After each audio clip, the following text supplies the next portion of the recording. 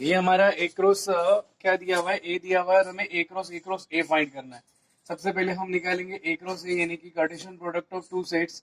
ये -1 1 और ये हो जाएगा -1 1, ठीक है।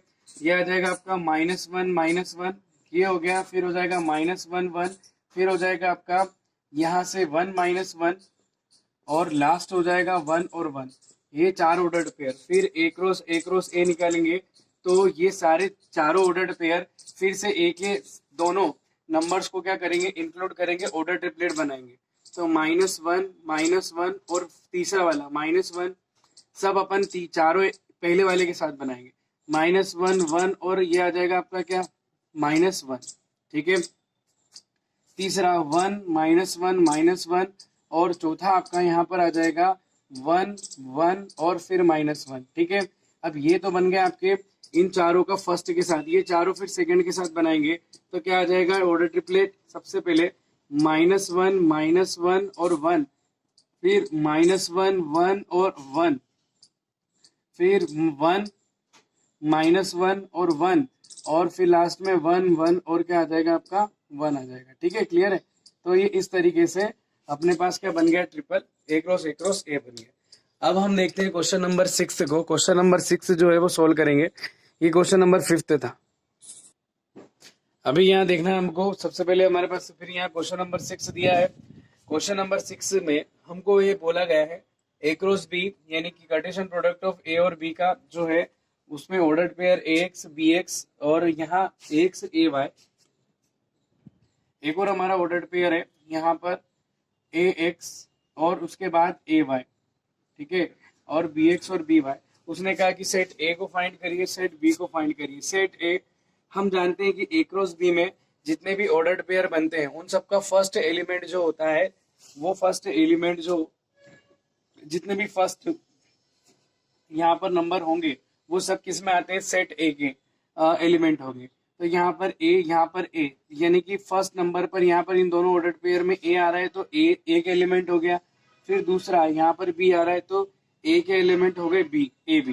फिर बी के बच रहे हैं वो सारे एक्स, इन दोनों में आ रहा है एक्स और एक और कौन हो गया, यहाँ पर हो गया वाई। इस तरीके से यहाँ पर हमको पता चल जाता है कि ए और बी ये क्या हो जाएंगे, इसके आंसर हो जाएंगे ये दोनों सेट, है ना, जिसके अंदर ए के एलिमेंट हो जाएंगे ए बी, बी के एलिमेंट कौन हो जाएंगे एक्स वाई, ठीक।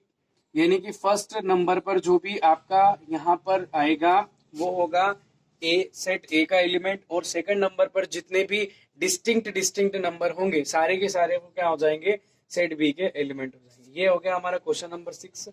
सेट ए और सेट बी हमने फाइंड कर लिया। अब हम चलते हैं आगे क्वेश्चन नंबर 7 पर। क्वेश्चन नंबर 7 में आपको सेट ए दिखाई दे रहा है, बी दिखाई दे रहा है, सी और डी। हमको सबसे पहले क्या करना है, वेरीफाई करना है A cross B intersection C वो किसके इक्वल होता है, A cross B intersection A cross C के। तो सबसे पहले अपन यहाँ पे बात कर लेते हैं बी इंटरसेक्शन सी की। सॉल्यूशन में यहाँ लिख रहा हूँ तो बी इंटरसेक्शन सी, तो बी इंटरसेक्शन सी का मतलब बी और सी में कॉमन जो है, बी और सी में कॉमन कौन है, तो यहाँ पर बी और सी में कोई कॉमन नजर नहीं आ रहा है। देखिए आप ध्यान से, बी के एलिमेंट 1 2 3 4 है, सी के एलिमेंट क्या आएंगे यहाँ पर 5 6, तो बी क्रॉस सी हो गया आपका क्या 5।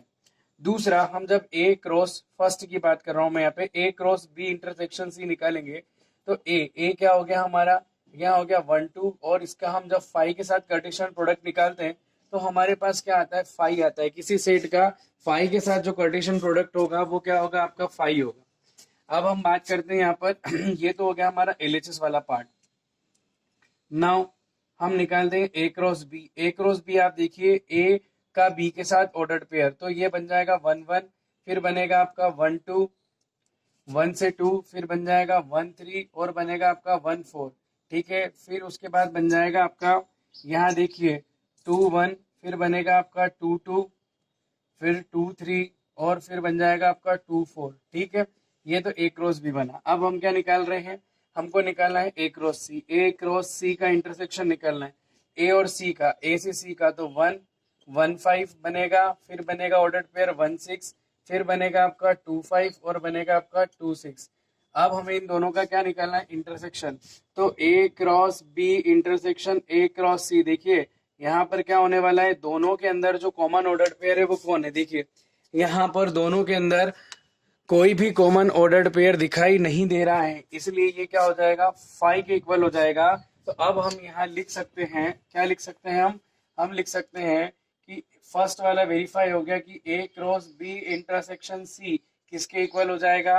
ये देखिए फाइव आ रहा है, ये भी फाइव आ रहा है, A cross B intersection A cross C के इक्वल हो जाएगा। दूसरा हम बात करते हैं second, A cross C is a subset of B cross D. तो ए क्रॉस सी हमारे पास निकला हुआ है, हम बी क्रॉस डी निकाल लेते हैं। अब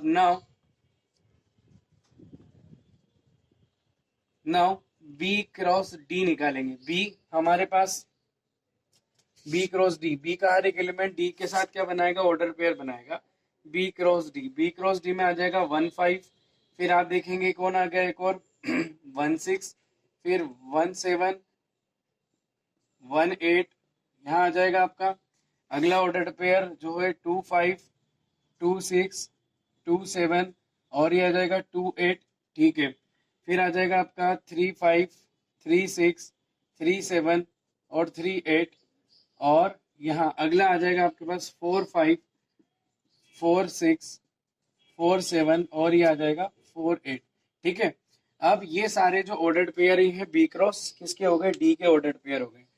अब आप हम ध्यान दें तो क्या उसने कहा है कि ए क्रॉस सी जो है वो सबसेट है बी क्रॉस डी का, मतलब ए क्रॉस सी का हर एक एलिमेंट कहाँ होना चाहिए, बी क्रॉस डी में मिल जाना चाहिए।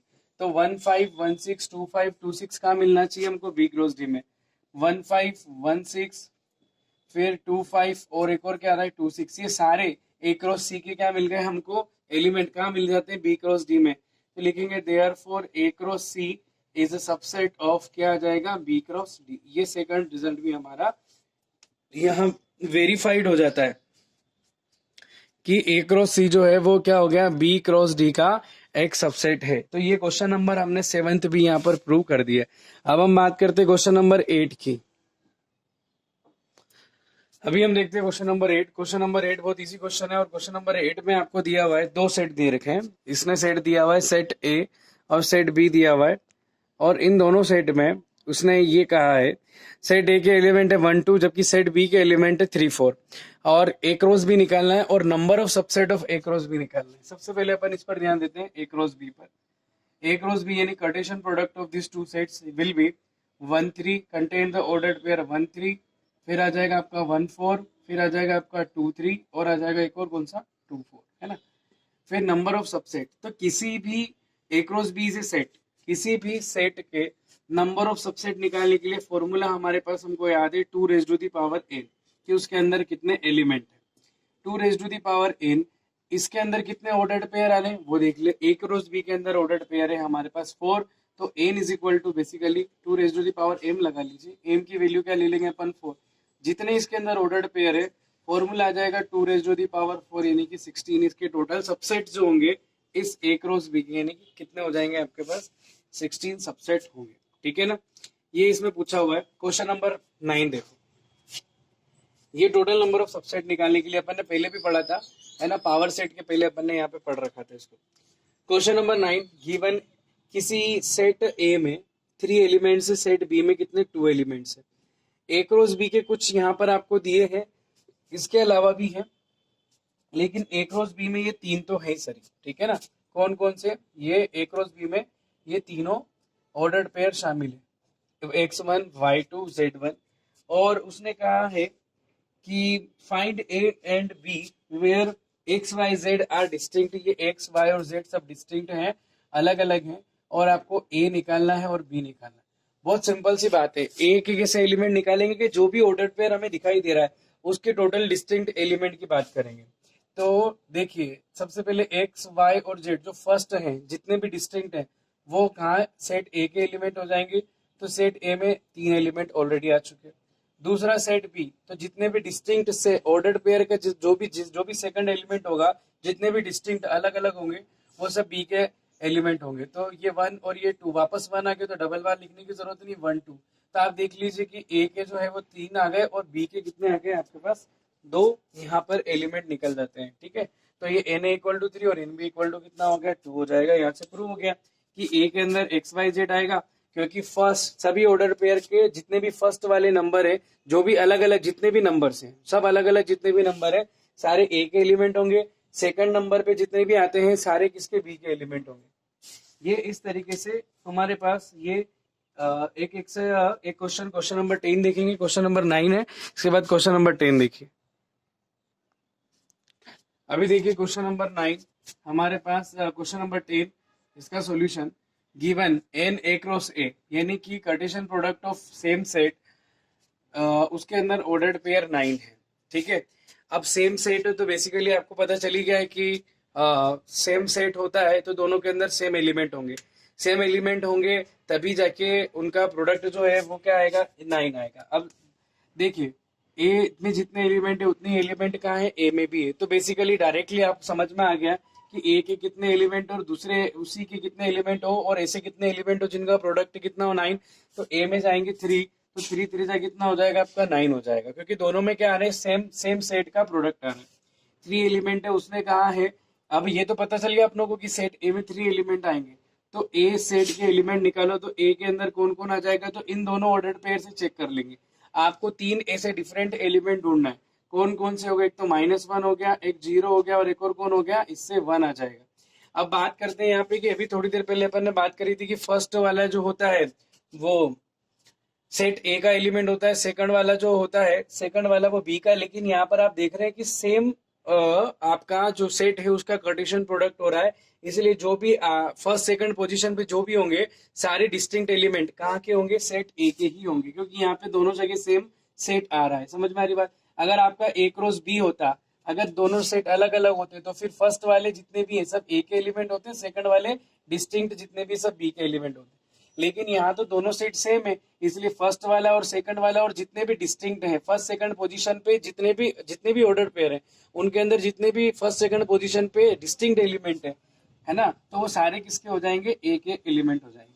अब ये तो हो गया ए के, बाकी हमें क्या करना है, ए क्रॉस ए के बाकी हमें फाइंड करना है। तो सबसे पहले अपन यहाँ बात करते हैं -1 0 और 1 की, इसका कार्टेशियन प्रोडक्ट निकालेंगे अपन किसके साथ, -1 0 और किसका 1 के साथ।